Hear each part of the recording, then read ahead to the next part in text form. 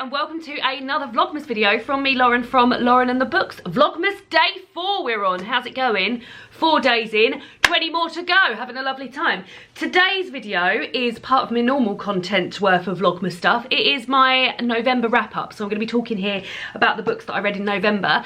15 books I read in November, so I'm feeling pretty pleased with myself. And I'm going to be reviewing them all for you here. So I will start, because we've got enough to be getting on with, so I'm going to crack straight on. Start with my first book that I read in the month, which was Passing by Nella Larson. I've got this new light. It's one of those ring lights, you know, that beauty vloggers wear and use, and I don't know if it's making things look a bit bright, but if it is, soz.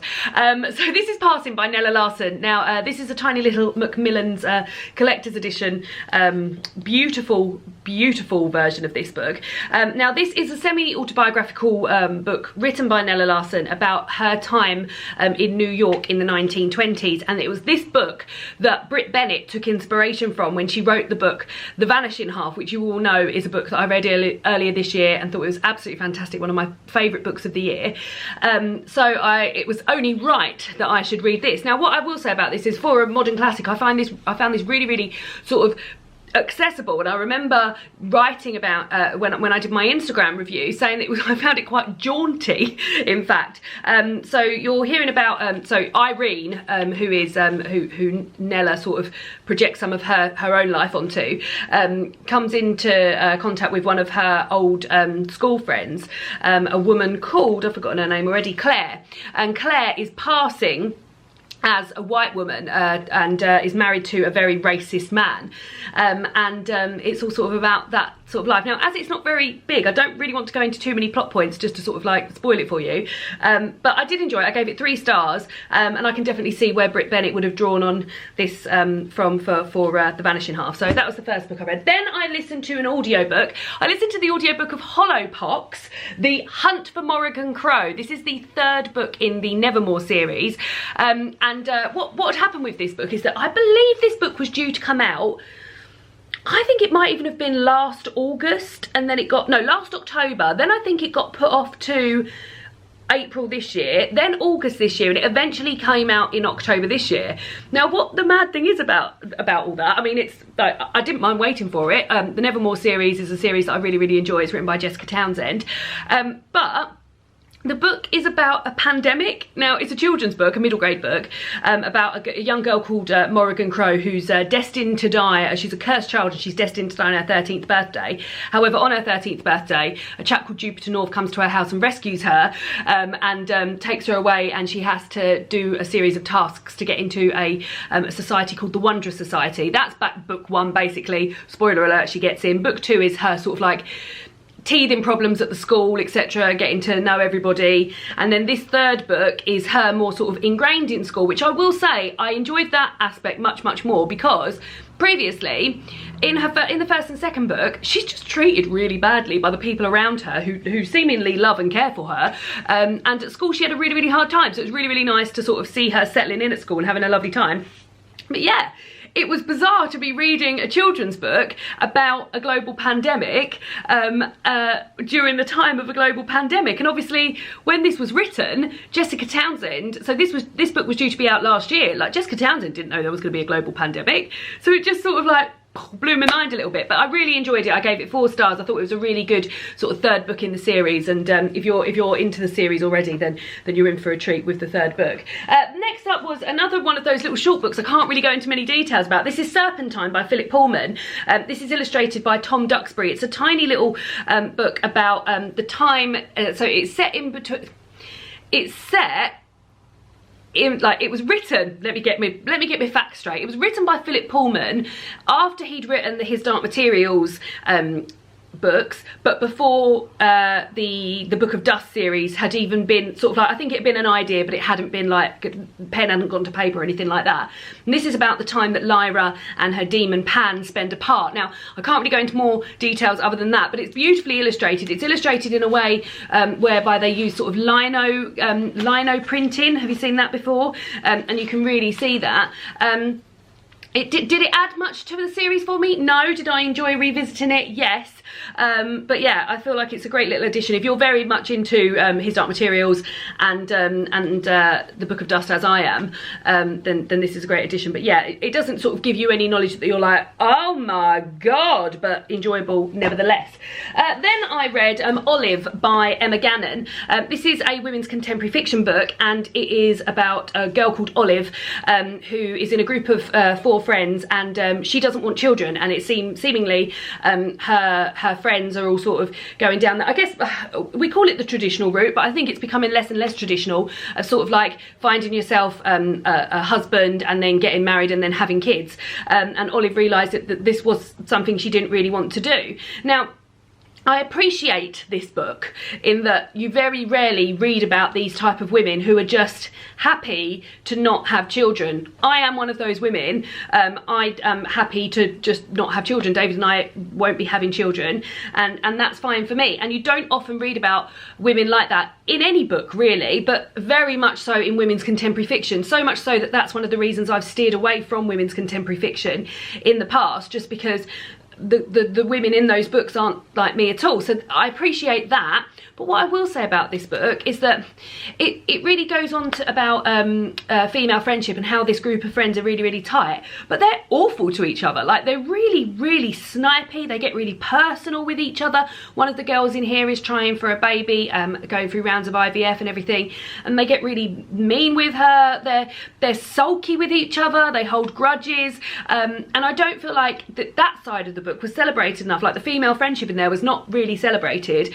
And also, as is the case with women's contemporary fiction, and I think this is another reason I steer away from it, is that they just ooze privilege, don't they? Quite often the main character has their perfect job. They live in a lovely flat in central London and everything's wonderful and things like that. So you have to, when I read books like this, I have to sort of like think, this isn't real life. But because it had a character in it that thought some of the same thoughts as me, I was like, oh, this does feel more like real life. I ended up giving it a 3-star, but on reflection I would probably go for a 2-star. I just thought the relationships between the girls in there weren't great at all. But like I said, I do appreciate Olive herself as a character, and sharing some of the same views as me. So there we go. Next up, I listened to the audiobook of Quite by Claudia Winkelmann. This is a sort of like autobiography, but not really. It's more of a sort of like collection of her thoughts. So it doesn't really start with like, oh, I was a little girl and I went to this school and blah blah blah blah blah, in like the sense that a traditional autobiography does. It's more her thoughts on things like drinking water and fake tans and spray tans and what it's like to work on Strictly Come Dancing. Claudia Winkelmann is a TV presenter in the UK, and I really, really like her. I like her presenting style. I find her so funny, and I followed her for many years, and now she's one of the presenters of Strictly Come Dancing. She has a radio show. She's actually just taken over a big radio show slot on a Saturday morning, and I just really appreciate her. I find her delivery really funny. I find her funny. And yeah, I really, really liked it. And I think if you like her, you would like this book. If you didn't know her, would you get much from this book? Probably not. But I got a great deal of joy out of this, and I was giggling along as I was listening to her. Next up, I've got Wild City. This is a picture book. This is written by Ben Hoare and illustrated by Lucy Rose. And it's a really, really lovely picture book, all about what animals and wildlife live in cities. So each sort of double page has got these beautiful illustration with lovely bits of sort of like text, and like, I don't know if you can see, but like some of the text, like this text runs round the car bonnet, this goes up onto the branches and things like that. So it's got really sort of like interesting facts in there. So for instance, this page I've opened up at is all about Berlin, and it has the animals that would appear sort of in Berlin city: wild boar, nightingale, hooded crow, hawfinch. So it's interesting facts in there, but also really interestingly sort of pulled together. I really like the fact that like all of this text appears on this tree trunk, and like I said, like words, lines looping round and stuff. I just think it's a really, really nicely pulled together book. Very interesting. I was really into things like this when I was younger, like interesting books about animals that also look nice and have great facts in. And yeah, it's a lovely, lovely book. Probably for a slightly older reader. I don't think you'd get much engagement sort of, because it is texty. There is like, the text is the main thing. But yeah, really, really lovely, lovely, lovely book there. Next up was one of my 5 stars of the month, guys, is Anne of Green Gables by L.M. Montgomery. Now, I've talked about this quite a lot because I think I read it during one of my cozy reading nights. I've talked about this in my favourites book, but I can't believe how much I love this book, and I can't believe how beloved Anne felt to me. She really did feel like a true friend, and when I finished this I felt a bit bereft that I'd left her. So the storyline, the brief storyline about it is that Marilla and I've forgotten his name, what's that nice name, Matthew, are a brother and sister, and they are looking to adopt a young lad to help on the farm that they work in. And when they go to the train station to pick up this young lad, there isn't a young lad there, there's a girl there called Anne, and Anne is imaginative and she's enthusiastic and she's dreamy and she's just a complete babe basically. And they bring her back to the farm and they're both thinking, well, we can't keep her, this isn't what we'd planned, like this isn't what we wanted. I think she just basically sells herself to them, and they love her. And then it's about her childhood growing up in this sort of dreamy place that she adores, and her friendships and what it's like to go to school and stuff like that. And there's a whole series of these books. As soon as I'd finished Anne of Green Gables, I ordered Anne of Avonlea, which is the second in the series. Sadly, it's not this same beautiful cover, but I just knew I wanted to read it, and that follows her from like 16 onwards. I just thought it was just an absolute charm fest. I was charmed by the whole thing, and I really, really loved it. And so many people keep saying to me, have you seen Anne with an E, which is the Netflix series? And I knew about it, I hadn't watched any of it, and actually I went to watch one of them thinking they were only about 20 minutes long, and they're not. The first episode is like an hour and a half. I think there's quite a few series of it as well, so I need to dedicate some time to watching that, but I will get around to watching that. But yeah, I just thought this was a complete joy for me. I loved it. I gave it 5 stars, and it's probably a case of like right book, right time as well, but like I can't believe I've spent this long not knowing her. I just love her. I just love her so much. Next up was an audiobook, but I do have the book here. It was Rebecca by Daphne du Maurier. We read this for my Patreon book club in November. The genre was Lauren's favourites because it was my birthday month, and the 2 books up for the vote were Rebecca by Daphne du Maurier and Chimamanda Ngozi Adichie's Americana, and it was so close. There was literally like 2 votes in it, but Rebecca won. And I reread Rebecca every year anyway, reread or re-listen to it. This will be my 5th time that I've read it, and this is the 3rd time I've listened to the audiobook. And every time I come to it, I come to something something slightly different. And this time, the sort of overriding thought for me was like how much nature appears in the book. If you don't know the storyline of Rebecca, it's basically a young girl marries a chap called Maxim de Winter, following sort of like a whirlwind romance, although you wouldn't even really call it a romance when she's away working as a sort of, I don't know what the word would be, what she's working as, like a companion. It is a companion to an older lady. She meets Maxim and ends up marrying him and going back to this place called Mandalay, which is where the first line, last night I dreamt I went to Mandalay again.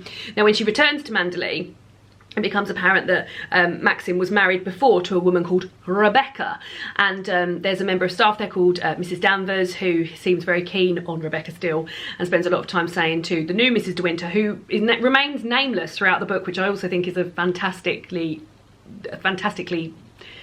brilliantly done point. Oh no, Mrs. De Winter used to do it like this. Oh, Mrs. De Winter wanted that sauce with her steak. Oh no, Mrs. De Winter never used this room, and sort of leaving this new Mrs. De Winter like, what on earth's going on? So yeah, it's sort of gothic-y, creepy. There's like some real plot movement in the last sort of 1/3 of the book. It really like really starts happening. But yeah, I just love it. I often say this when I'm talking about Daphne du Maurier's books, because you'll all know that I'm a big fan of Daphne du Maurier's writing. When the first Daphne du Maurier book I read was Jamaica Inn, and I was determined that that was going to be my favourite book. I loved it so much. I thought it was so amazing. When I come to Rebecca, I was thinking, oh, am I going to love this as much? But honestly, it's just fantastic. I really, really, really loved it, and would definitely recommend. Definitely. Next up was another book that I really, really, really loved. It's After You'd Gone by Maggie OFarrell. Now, I've only read 2 Maggie OFarrells before, and both of them were like recently. One was her memoir, which is I Am, which is her life told in different experiences she's had with death, which is a really interesting way to go about a memoir, and I was quite moved by it. And then I read Hamnet this year. Well, I listened to the audiobook of it, and I regret doing that because I think I would have got on with it much better as a physical book. But anyway, all of her sort of backlog of books have been re-released, republished in these beautiful front covers. I've actually got 3 of them. I don't know how I ended up picking this one up first, but this is a 20th anniversary, so this was written a long time ago. It starts with Alice, who lives in London, and she boards a train to go to Scotland. And then she gets there, and on the way she rings her sisters and says, I'm coming to Scotland, and they're all like, yay, great, we'll see you soon. And when they get there, they're on the platform and they're all happy to see each other. She nips to the toilet, and instantly she returns back to, she sees something that freaks her out, and she gets back on the train, goes to London, and then when she gets to London, she attempts suicide. And it's then from that point onwards, it's told in a way where it's all over, it's multiple perspectives, it's told from different time zones. So like Alice as a child, Alice's mother, Alice's grandmother, all of their relationships, but it flows so it's done like a masterpiece, like a beautiful river of writing. Now this is not a happy book. There's a hell of a lot in here about death and grief and not happy things, but it was just done so perfectly. I really appreciated this and thought it was like an absolute masterpiece. I can't wait to read the other 2. The other 2 I've got that I actually own. I haven't even got my bloody glasses on. The thing is, can't have my glasses on. Look, let me show you when I put my glasses on, this big ring. You can see that light, can't you? The 2 other ones I've got in this, tell me which one I should read first. Oh, I can't bloody find any of them. Right, The Vanishing Act of Esme Lennox is one. The Distance Between Us is the other one. So if you're a big Maggie OFarrell fan and you've read either of those, let me know which ones of those I should read next. But yeah, really thought this was great. Then next up, I read a non-fiction book called Not the Type by Camilla Thurlow. Camilla Thurlow is, I know her as she was a contestant on Love Island about 3 or 4 years ago now. That's how she came into my sort of like awareness. When she was on Love Island, a lot of people were like, why is she there? She's not the usual type that would go on Love Island. And she had views on feminism, and she wasn't overtly sociable, and she sort of kept herself to herself, and there was a lot of sort of like, why is she on there, why is she on there? And this sort of answers that, as like the questions about that, but while also going into her background as a bomb disposal expert, which is the job she was doing before she went onto Love Island.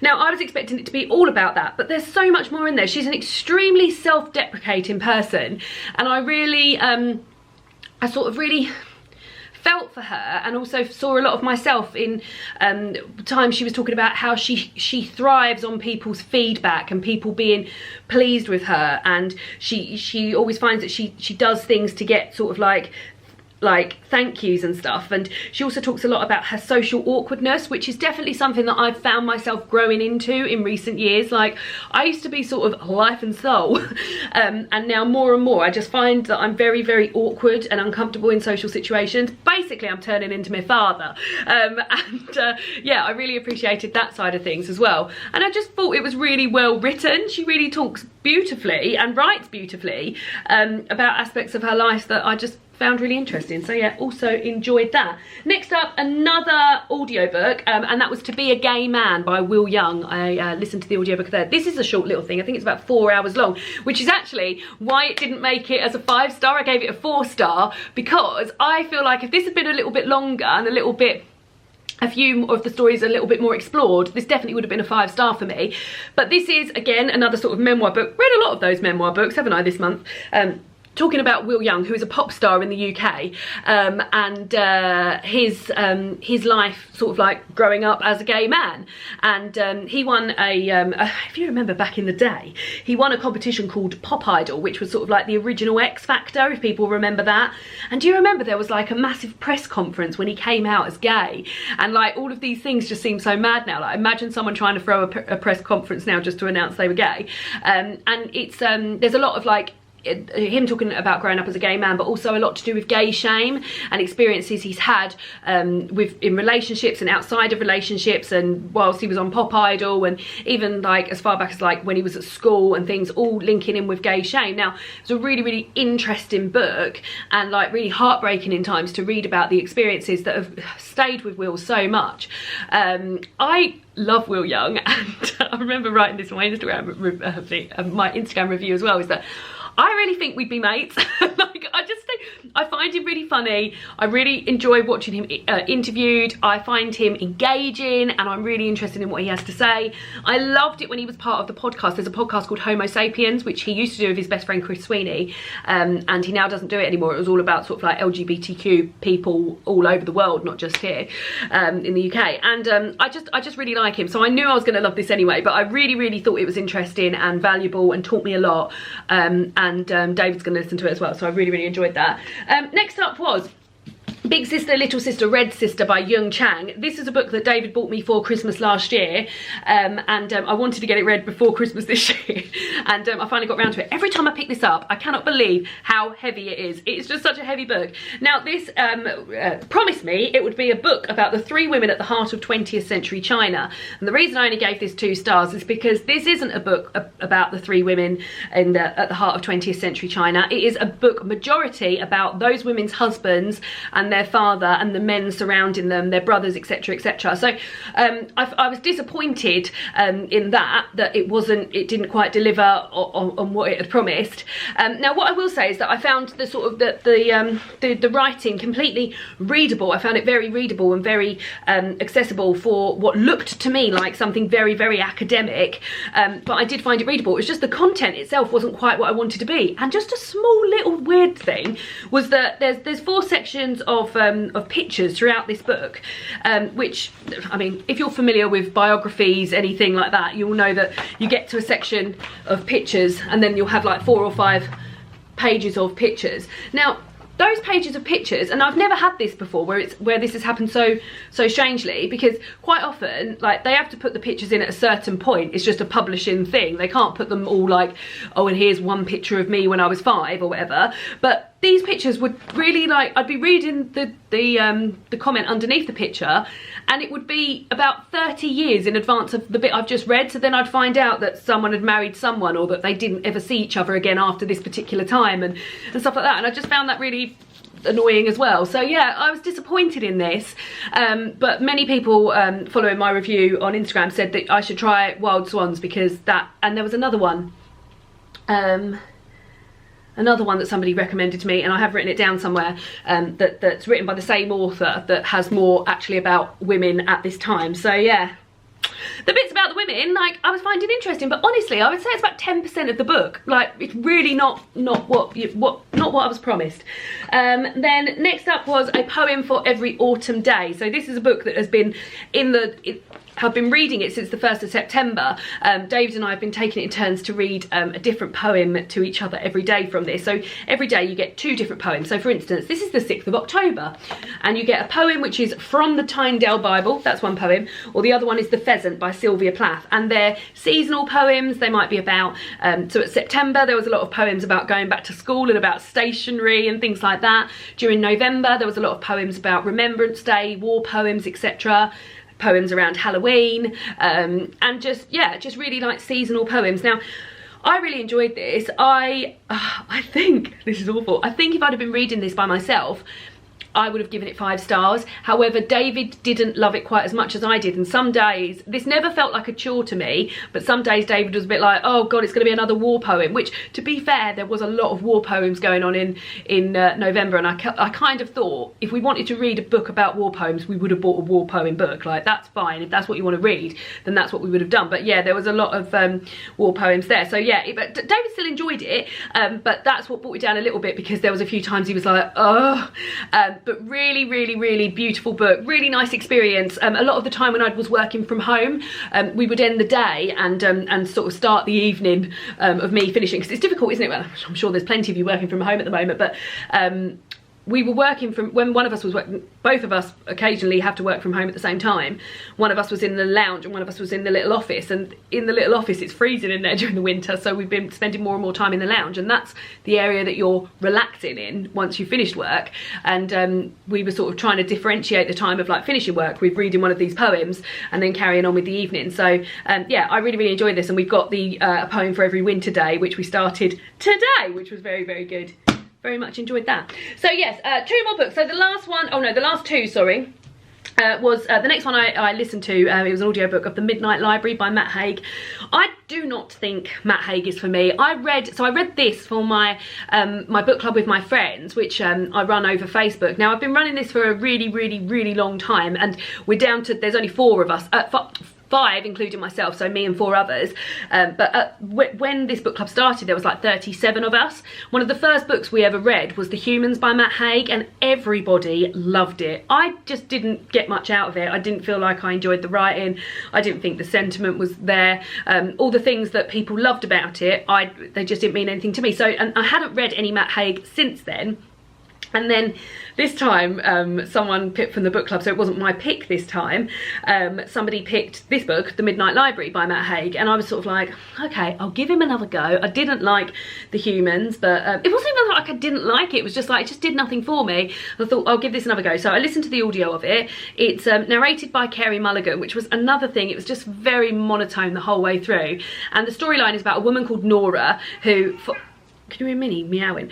Following a failed suicide attempt, ends up in a midnight library where she can visit any sort of different times of her, different versions of her life should she have taken a different decision. So if she'd have continued on with competitive swimming, she's gone this way. If she'd have studied philosophy at university, she'd have gone this way. She'd have gone for a date with this guy. Minnie, don't go out there because there's candles there. Go away. So yeah, all these different threads of story. Now, that for me, that just didn't feel like anything original. Like, so already I was a bit like, this just feels like nothing original. Now, as I said, there was one version of her life where she studies philosophy. Now, she's always had a bit of an interest in philosophy. A few of her cats were named after philosophers, etc. But it felt very sort of like preachy philosophy light type thing, yeah, it just didn't do anything for me. Now I actually ended up giving it 2 stars, but the more I think about it and the more I feel annoyed about it, and it's probably a 1 star, and I only finished it because it was for a book club, but yeah, it just didn't do anything for me. And after I put, and I'm aware that a lot of people love Matt Haig, and we can't all love all the same things at the same time because it'll be boring, but yeah, after I put an Instagram review up, a few people said to me, oh, I felt the same about this book, but they'd been in a similar situation where a lot of people had loved that book. So yeah, it was just, it didn't feel very, it was nothing new, and the actual sort of like the idea itself, I didn't feel like it was done very well, even though it was a sort of unoriginal idea for me. So yeah, 1 star, soz. But then the last book of the month, which was a 5-star book, it's a non-fiction book called Skincare by Caroline Hirons, lent to me by my cousin Laura. Now I have had trouble with my skin since, honestly, I reckon probably since I was 11. I don't, maybe even before that. I don't think a day's gone by I can feel a spot on my face then when I haven't had a spot, or angry skin, or sore skin, or something's going on always. So this book, when Laura said that she'd been reading it, and a few times I'd asked Laura sort of skincare questions, like I've got this stupid bloody spot that keeps filling up, rank but true. She'd said, oh, let me look at my Caroline Hirons, I think she's in a Facebook group which is all about that, and she always had really good sort of like skincare advice, and she'd got her skincare routine really like well done, all because of Caroline Hirons. Now I'd been following her on Instagram and finding out a few things myself and enjoying it, and I borrowed this book from Laura, and I've got to say, this has answered, honestly, every skincare question I've ever had over all the years. Now, I turned 34 last week, and I learned more about my skin in the 4 days that I spent reading this than I did for the 34 years before that. She just knows everything, and it is just pulled together in the most brilliant way. This is so well done, and I wish that my revision guides for my GCSEs, A-levels, degrees had been written like this, because she teaches you the basics. She doesn't even teach you, she tells you the basics in a way that is so interesting and so like digestible, that by the time you get to like more involved things like parabens and stuff like that, you're like, oh yeah, I already know about that because of this. Then she goes on and sort of tells you any sort of like skin care questions that you might have in different situations, whether you be on a flight, on a festival, if you haven't got that much money, if you want to treat yourself, things like that. And it's constantly drawing on this base knowledge that she's taught you. I, since reading this, have really pulled together my skincare regime, and I don't know if you can notice now, we are in a really bright light, but I don't think my skin has ever looked better. I've started drinking a lot more water, I've started taking vitamin D. I'm aware there's a spot there. Here's a little tip: never try and dry your spots out. Treat them with moisture. So I've been moisturising lots more. This is the end of the day, so my makeup is sort of like, I don't know though, my highlight looks very good, but my makeup is sort of coming off. But she's just taught me so much. It's a 5-star. I honestly thought this was amazing, and I tried myself. So although this is the copy that I borrowed from Laura, I've bought myself I've bought myself a copy of it as a birthday present to myself, because this is the best gift you can give yourself, especially if you've had problems with your skin for years like I have. Absolutely fantastic. So yeah, so those are all the books that I read in the month of November. This is a long wrap up. I read 15 books and I had quite a few thoughts on all of them. Let me know, I haven't showed you me Christmas top yet. I'll have to do that in a minute. Let me know what books you read in the month of November. I'd be very interested. Let me show you what t-shirt I've got on. So all the way through Vlogmas, I'm trying to wear, for these sort of sit-down videos, I'm trying to wear a different Christmassy or sparkly top every single day, which I should definitely be able to do. I've got enough of them. This is actually a new one. David bought me this for my birthday. It's from Next, and it's like a long sleeve sort of t-shirt, and it says Merry and Bright on it in sequins with like polka dot. It's very comfortable indeed. So that's it from me, and I'll see you all again tomorrow for another Vlogmas video. Goodbye!